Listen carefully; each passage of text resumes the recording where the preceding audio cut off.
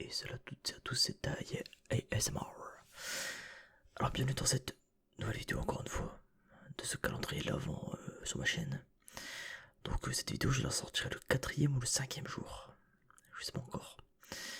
Voilà, dans tous les cas, on se retrouve dans une petite vidéo où je vais tout simplement te lire une petite histoire. Voilà, je trouvais que ça allait être sympa, tu sais, ambiance Noël, ça peut plaire à certains. Personnellement, c'est pas mon délire, les contes de Noël, c'est pas du tout mon délire, mais écoute, je me dis, faut varier les plaisirs, voilà, on fait un peu de tout sur la chaîne, voilà, c'est le moment de tenter un peu les trucs, tu vois. Donc je me suis dit, je pense que lire une petite histoire, ça peut être sympa, tu vois, petit conte de Noël. Après, honnêtement, j'aimerais bien lire, je pense que je lirai d'autres histoires qui m'intéresseront un petit peu plus la prochaine fois, mais là pour l'instant, petit conte de Noël. Donc bah écoute, mets-toi bien dans ton lit au chaud, là, mets-toi bien, là, c'est chaud, donne-moi dormir aussi pour la vidéo. Donc voilà, mets-toi bien dans ton lit. Voilà, d'abord tu lâches un petit abonnement, un petit follow, un petit j'aime. Tu peux aller voir dans les commentaires, tu peux lâcher un commentaire et tu peux voir sur la description, il y a quelques liens. Je t'invite à jeter un coup d'œil dès que tu te réveilles ou maintenant si t'as envie de faire ça maintenant. Voilà mon Twitch, hop, n'hésite pas à follow. Surtout le Twitch, TikTok, tout ça, Insta, bon, la base. Et puis tu peux aussi t'abonner à ma chaîne secondaire, un résumé presque parfait, qu'elle s'appelle. Voilà. Il y a plein de liens dans la description, je te laisse checker cette envie, voilà.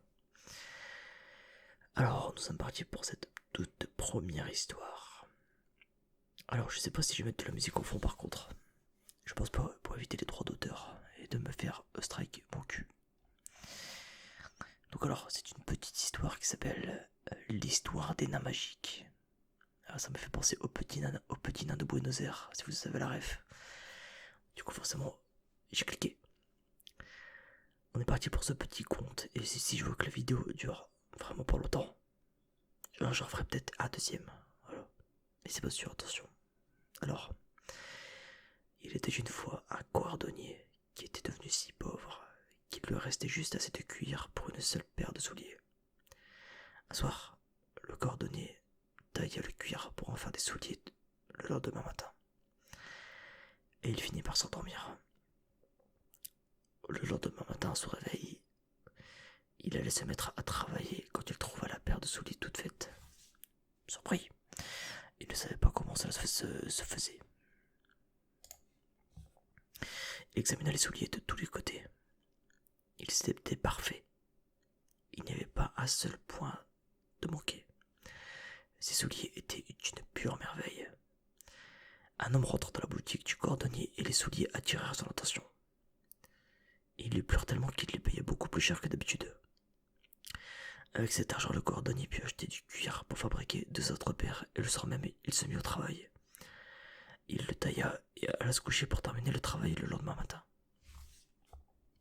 Donc, le lendemain matin, encore une fois, le cordonnier trouva les paires de souliers toutes faites. Dans sa boutique, les acheteurs ne manquèrent pas, et avec l'argent que le cordonnier gagne ce jour-là, il put s'acheter du cuir pour fabriquer 4 autres paires. Il se régale. C'est pas dans le compte ça par contre. Et comme d'habitude, le lendemain matin, les paires de souliers étaient déjà prêtes. Toutes aussi parfaites les unes que les autres. Ainsi, le cordonnier commença à sortir de la pauvreté, mais un soir, aux environs de Noël, pendant qu'il préparait le sapin de Noël, le cordonnier dit à sa femme: « Et si ce soir nous veillons pour voir ceux qui nous aident ?» Et oui. La femme du cordonnier accepta et laissa une bougie allumée, et tous deux se cachèrent dans une armoire. Quand minuit retentit, de jolis petits nains de Buenos Aires, de jolis petits nains complètement nus, entrèrent. Ils se placèrent à l'établi, et prenant le cuir dans leurs petites mains, ils se mirent à piquer, à coudre et à battre le cuir avec tant d'adresse que le cordonnier n'en croyait pas ses yeux. Ils travaillèrent toute la nuit, et quand l'ouvrage fut enfin terminé, les petits nains disparurent. Le lendemain, la femme dit à son mari: « Ces petits nains nous ont rendus riches. » D'ailleurs, ces petits nains, c'est un petit peu un pléonasme, mais bref, il nous faut leur montrer notre gratitude et toute notre reconnaissance. Les pauvres doivent mourir de froid, à courir partout nus, comme des vers. Je vais leur coudre à chacun habits, culottes, chemises et même leur tricoter des bas. Et toi, mon cher mari, fais-leur donc à chacun une paire de souliers. L'homme trouva l'idée formidable et il se mit au travail. Le lendemain, quand tout fut prêt, tous deux placèrent les vêtements sur la table où se trouvaient d'habitude les pièces de cuir et se cachèrent dans l'armoire pour voir la réaction des nains. Comme une nuit sonna, les petits nains apparurent et au moment où ils allaient se mettre au travail, ils trouvèrent les présents au lieu des habituelles pièces de cuir. Ils témoignèrent d'abord d'étonnement, mais une grande joie s'emparèrent d'eux, et ils passèrent les habits et se mirent à chanter. Nous sommes pas de jolis garçons. Adieu, cuir, souliers et chaussons. Les nains dansèrent et sautèrent partout. Ils étaient fort heureux de ce cadeau, et tout en dansant, ils gagnèrent la sortie. À partir de ce soir-là, le cordonnier et sa femme ne revirent plus jamais les petits nains, mais ils continuèrent à être heureux, et tout ce qu'ils entreprenaient leur réussissait. Alors qu'est-ce qu'on peut retenir de ce petit conte de Noël avec les petits nains de Buenos Aires qui dansaient? Eh ben, si vous êtes gentil avec les autres,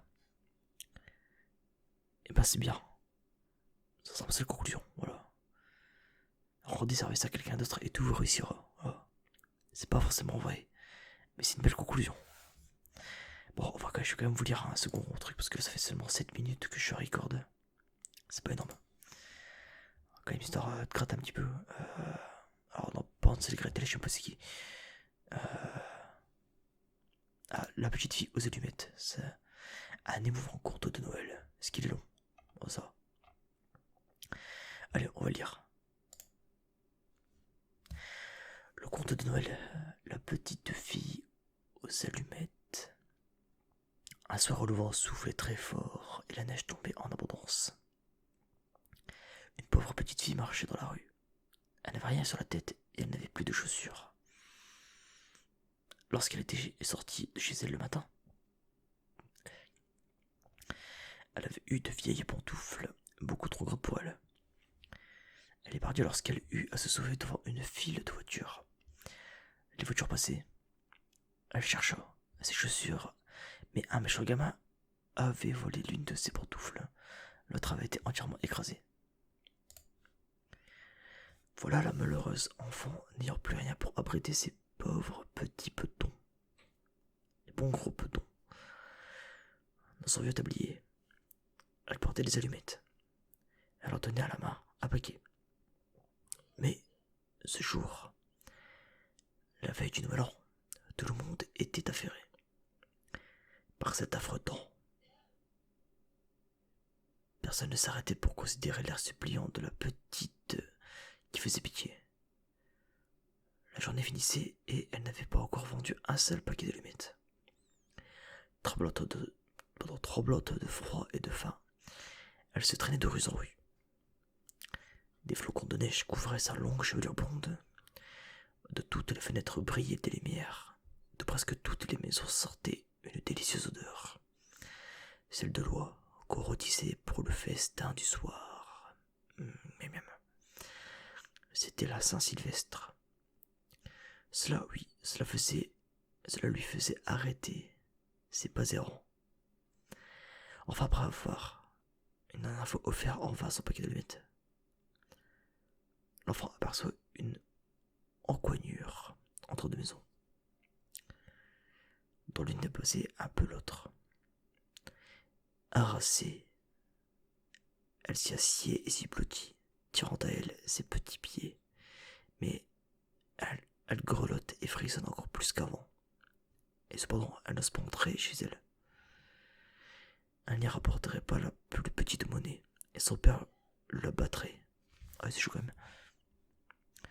L'enfant avait ses petites menottes toutes transies. Si je prenais une allumette, dit-elle, une seule pour réchauffer mes doigts. C'est ce qu'elle fit. Quelle flamme merveilleuse c'était. Il sembla tout à coup à la petite fille qu'elle se trouvait devant un grand poêle en fonte. décorés d'ornements en cuivre. La petite allait étendre ses pieds pour les réchauffer, lorsque la petite flamme s'éteignit brusquement. La poêle disparut, et l'enfant restait là, tenant en main un petit morceau de bois à moitié brûlé. Elle s'effondra une seconde allumette.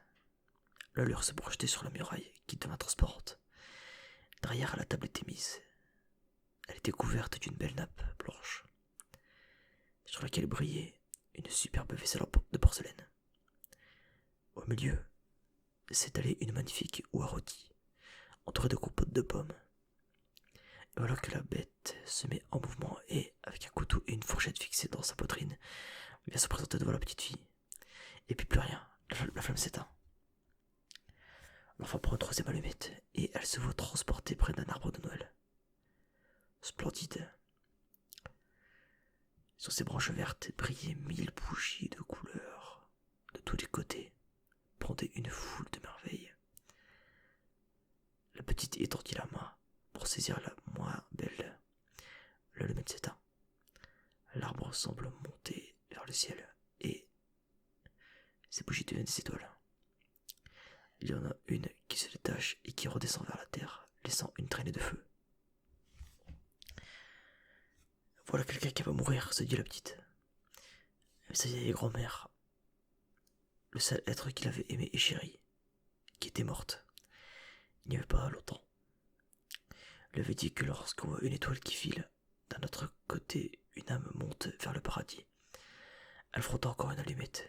Une grande clarté se répandit et devant l'enfant se tenait la vieille grand-mère. Grand-mère, c'est qui la petite? Grand-mère, emmène-moi. Oh, tu vas me quitter quand l'allumette sera éteinte. Tu t'évanouiras comme le poêle si chaud le plus superbe rôti d'oie, le splendide arbre de Noël. Reste, je te prie, ou emporte-moi. Et l'enfant alluma une nouvelle allumette, et puis une autre, et enfin tout le paquet pour voir la bonne grand-mère le plus longtemps possible. La grand-mère prit la petite dans ses bras et elle la porta bien haut, en un lieu où il n'y avait plus ni de froid, ni de faim, ni de chagrin. C'était devant le trône de Dieu. Le lendemain matin, cependant, les passants trouvèrent dans l'encoignure le corps de la petite fille. Ses joues étaient rouges, elle semblait sourire, elle était morte de froid. Pendant la nuit qui avait apporté à tant d'autres des joies et des plaisirs, elle tenait sa petite main toute raidie, le reste brûlé d'un paquet d'allumettes. Quelle sottise, dit-la sans cœur. Comment a-t-elle pu croire que cela la réchaufferait? D'autres versèrent des larmes sur l'enfant. C'est qu'il ne savait pas toutes les belles choses qu'elle avait vues pendant la nuit du Nouvel An. C'est qu'ils ignoraient que, si elle avait bien souffert, elle goûtait maintenant dans les bras de sa grand-mère la plus douce félicité. Putain, c'est triste en vrai, wesh. Wesh. À deux doigts de chialer, sérieux. Ah, franchement, c'est triste en vrai. Surtout de se dire, putain, moi, c'est un truc avec les gamins, tu vois, c'est. Je trouve ça quand même très genre qu'un enfant, tu vois, ils subissent l'incapacité des adultes, quoi, tu vois, je trouve ça quand même assez triste. Bon, c'est qu'un conte, donc bon, c'est un petit conte tout triste, tout tristouné. Après voilà, le truc c'est que ça arrive à certains enfants, c'est un peu ça le plus triste. Pas qu'à certains enfants, beaucoup d'animaux, en vrai, genre des chiens, des chats abandonnés, de ça. Enfin, c'est vrai qu'on en parle pas assez, hein, des machins comme ça. Enfin, c'est pas qu'on en parle pas assez, mais petite piqûre de rappel, ça fait pas de mal. Donc si vous avez l'occasion d'adopter un chat ou un chien errant, bah écoutez, n'hésitez pas en fait. Personnellement, sans me jeter des fleurs, c'est ce que j'ai fait avec mon chat du coup là, que j'ai depuis quelques mois. Imaginez mon chat, je l'ai trouvé où? Dans un sac poubelle, imaginez. Un sac poubelle transparent. Il voulait sortir comme ça, c'était encore un château, il y avait genre 2-3 mois, il sortait comme ça, il voulait sortir. Bah, il est venu chez moi. Voilà. Puis bah, depuis bon, c'est mon chat. Bon, il est un peu chiant parce qu'il chope les pieds avec ses griffes, mais bon, c'est parce qu'il est excité. Mais bon, maintenant c'est un bon gros chaton. Donc voilà, c'est pour ça. Ouais, et si, après c'est pas moi qui l'ai trouvé pour le coup, c'est ma soeur, mais je veux dire, si ma soeur l'avait pas prise, elle l'avait pas pris, et bah le pauvre petit chatounou, il serait tout mort et ça serait triste parce que mesquine, surtout que ses frères et ses sœurs, du coup, va un peu genre des châteaux comme lui en fait. Ils ont été retrouvés morts et tout ça. J'étais Tarfoula Yarabé, frère. Genre, non, mais c'est quand même triste, hein, ça. Genre, toute la violence animale qu'il y a comme ça, je trouve ça horrible, ouais. Ouais, on a un peu dérivé de base, on parle d'une petite fille qui est morte et c'est un truc hyper horrible. Je trouve ça quand même horrible. C'est un petit coup de gueule de fin, voilà. Si vous faites ça, vous êtes des enfoirés, parce que putain, franchement, ça m'insupporte, genre la violence comme ça. Frère, gros, t'as des chatons, tu peux pas tu t'arrives pas à les assumer. Je sais pas, tu espérotes, enfin, après bon, espérotes, ils vont être piqués, donc c'est pas fou, mais t'essayes de les donner ou quoi, mais tu les tues pas, frère. Enfin, je sais pas, alors tu les assumes, en fait, à un moment donné, tu les as, bah, faut assumer quoi. Moi, je trouve ça quand même, enfin, bref, je trouve ça quand même triste, bref, bon. Voilà, on va pas tergiverser pendant 50 ans. J'espère que ces deux petits contes vous auront plu, même si le second était un petit peu triste. J'espère que ça vous aura pas fait pleurer dans votre petit sommeil. Voilà, dites-vous que c'est qu'un conte et que c'est fou, voilà. Mais dites-vous que bah y a quand même des gens qui savent, enfin des gamins et même des adultes qui s'arrivent. Et c'est un peu plus triste. Voilà. C'est pour ça qu'il faut pas attendre que ce soit Noël ou quoi, ou qu'il y ait un truc pour agir et s'entraider entre humains, voilà, parce que c'est l'humanisme à ce niveau-là. Bref, bon. Je suis en train de faire bref, bon. Ces petits messages de fin, j'espère que c'est un petit message de fin qui vous aura plu quand même, voilà. Et puis bah écoutez, nous on se retrouve demain du coup, à la même heure, normalement 19h, voire 20h si j'ai un peu du retard. Et puis bah voilà, du coup à demain, une bonne nuit à tous, et puis à la prochaine, tchuss.